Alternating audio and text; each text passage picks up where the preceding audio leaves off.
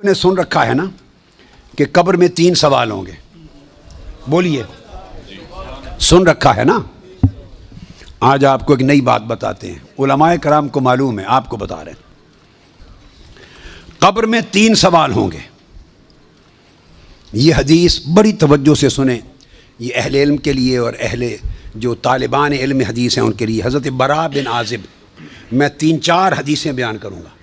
حضرت براء بن عازب راوی ہیں, اور یاد رکھ لیں کہ قبر میں 3 سوال ہوں گے. کیا؟ مر ربوں کا, تمہارا رب کون ہے. دوسرا سوال ما دینوں کا, تمہارا دین کیا ہے. تیسرا سوال ما کنت تقول فی ھذا رجل محمد, حضور علیہ السلام کا چہرہ پاک دیکھیں گے کہ ان کے بارے میں عقیدہ کیا تھا.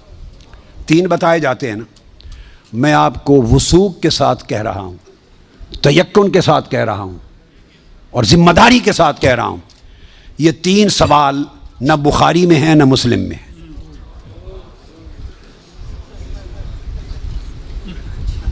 یہ 3 سوال نہ صحیح بخاری میں ہیں.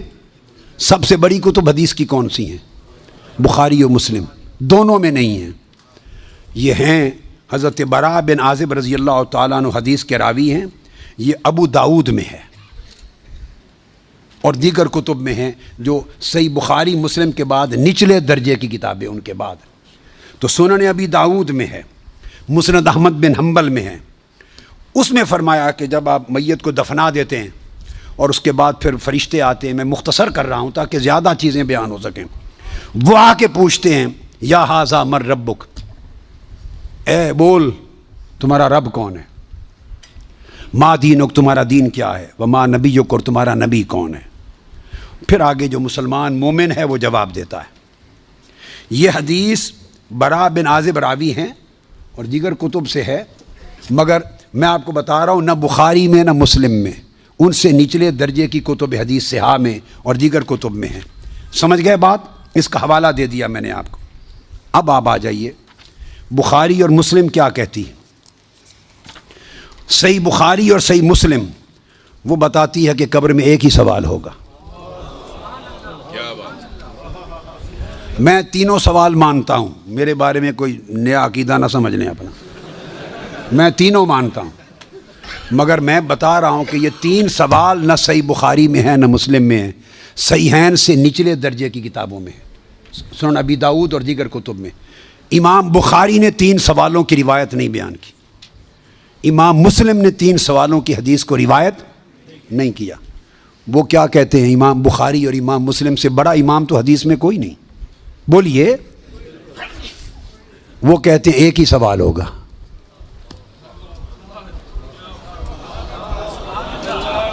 اب ٹکراؤ آ گیا بخاری اور مسلم کی صحیحین کی روایت میں اور نچلے درجے کی کتب صحاح کی روایت میں. ٹکراؤ آ گیا, مگر ٹکراؤ نہیں, پھر تطبیق کریں گے, جوڑیں گے معنی کو. بخاری اور مسلم کہتے ہیں کہ 3 سوال کا ذکر کوئی نہیں ان کی روایت میں, ایک ہی سوال ہوگا.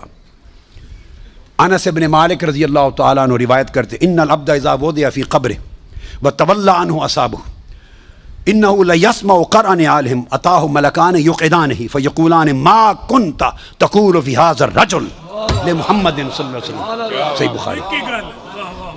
یہ صحیح بخاری کتاب الجنائز کو اٹھا کے دیکھ لیں, حدیث نمبر 1308 جا کے مطالعہ کیجئے.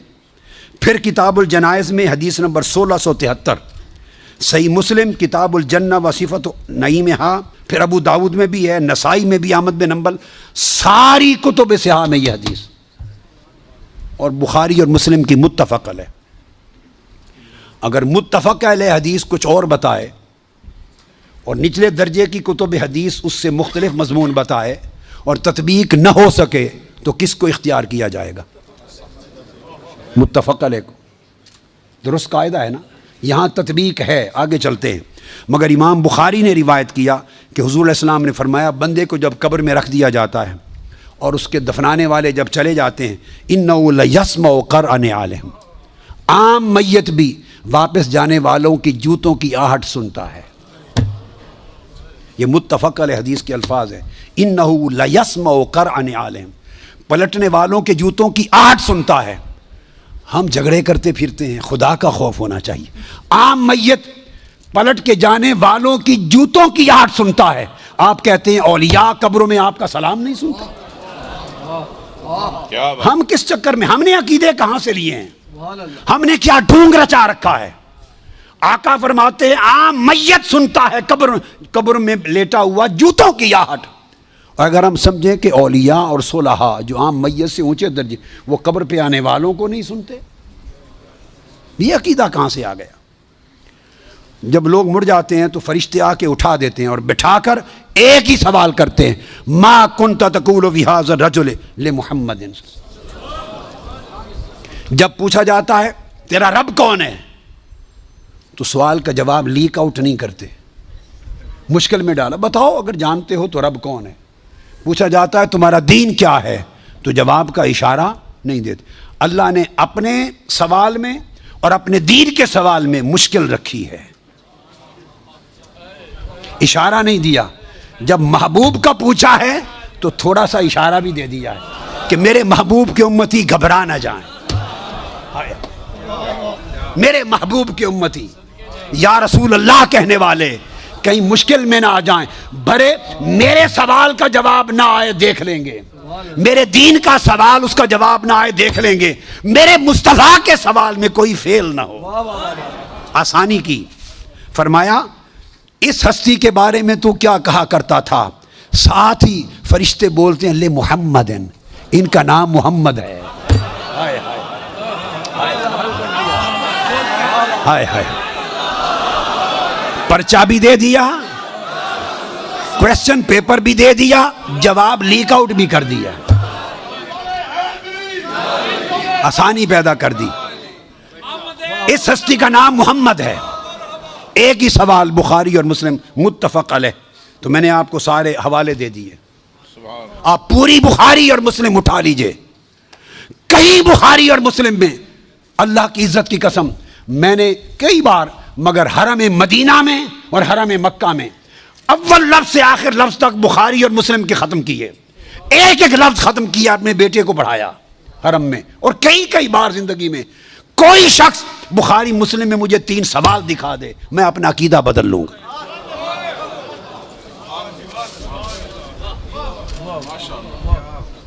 بخاری اور مسلم ایک ہی سوال بتاتی ہے، اس ہستی کے بارے میں کیا کہا کرتا تھا، اور ان کا نام محمد ہے صلی اللہ علیہ وسلم۔ اب ایک نقطہ اور دیکھیے، وہاں سادہ سوال ہے تمہارا رب کون ہے، تمہارا دین کیا ہے، مگر جب یہ سوال ایک ہی ہے، اس میں پوچھا ما کنت تقول، کانا یکون جب مضارع پر آتا ہے تو ماضی استمراری کا فائدہ دیتا ہے۔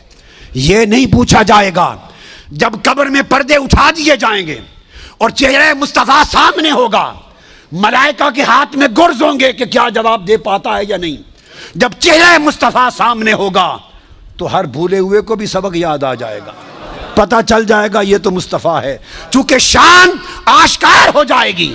تو فرمایا یہ نہیں پوچھنا کہ ان کے بارے میں عقیدہ کیا ہے، یہ نہیں پوچھنا۔ فرشتوں پوچھنا ما کنت تقول، جب تقریر کرتا تھا جامع مسجد میں منبر رسول پر تو تب کیا کہتا تھا، جب جلسے کرتا تھا اور ذکر آتا تھا میرے مصطفیٰ کا، ما کنت تقول، گلے پھاڑ پھاڑ کر تب کیا کہتا تھا، جب کتابیں لکھتا تھا تو میرے محبوب کی شان میں کیا لکھتا تھا۔ یہ نہ بتا کہ آج لے ان کی پناہ، آج مدد مانگ ان سے، کل نہ مانیں گے، قیامت کو اگر مان گیا، ارے جب چہرہ مصطفیٰ سامنے ہوگا۔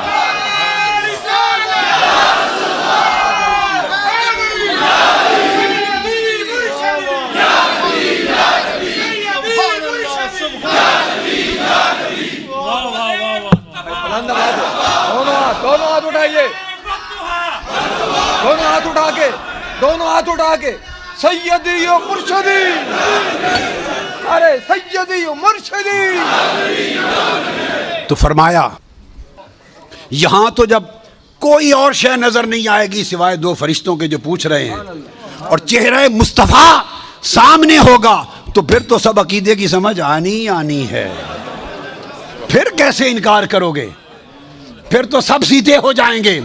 فرمایا آج کا سیدھا ہونا قبول نہیں ہے، آج پہچان لو قبول نہیں ہے۔ بتا وہ زندگی بھر کیا کہتا، کیا کہا کرتا تھا؟ ما کنت تقول، تقریریں کرتے ہوئے حضور کی شان گول کر کے آگے گزر جاتا تھا یا رک کے کھول کھول کے بیان کرتا تھا؟ جب شان مصطفیٰ، عظمت مصطفیٰ، رفعت مصطفیٰ، مقام مصطفیٰ، جب حضور کی شانوں کا، آپ کے رخ و رخسار کا، میرے محبوب کے گیسوؤں کا، میرے محبوب کے چال چلن کا، میرے مٹھن کا، میرے محبوب کے حسن کا، جمال کا، کمال کا، عظمت کا جب تذکرہ آتا تھا تو تیرا چہرہ کھل اٹھتا تھا یا مروڑ آ جاتے تھے؟